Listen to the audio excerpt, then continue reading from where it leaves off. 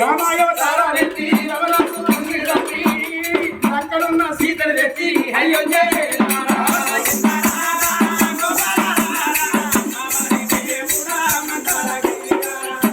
రాముడాబాయి కార్తీక రాజు నంపి రాముడాబాయి కార్తీక రాజు నంపి రాముడాబాయి కార్తీక రాజు నంపి తండ్రి మాట కాలం లేక ఎల్లమ్మను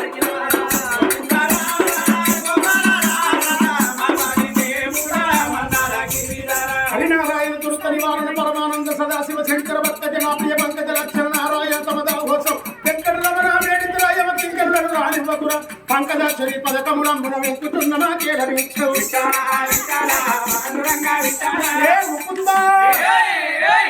మూరాని అని ఎప్పుడైతే ద్వారక లోపల ఉన్న కృష్ణ పరమాత్ముని నందనుడు ఎప్పుడు ఆజ్ఞతున్నాడు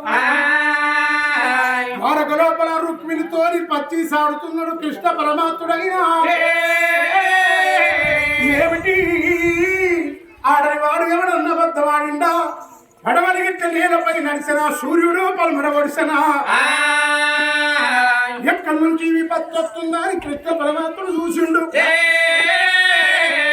ధర్మనందన బావ తెలుగు దుర్గయ్యాను కొడుకును కోసినందుకు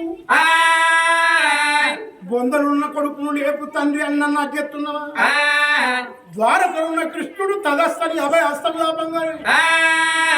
నా నిద్రవే నోడు నిద్ర లేచినట్టు బొందలకేలి మొండెవు తలక అతుక్కొని లేచి ఉరికత్తుండదురు అయ్యో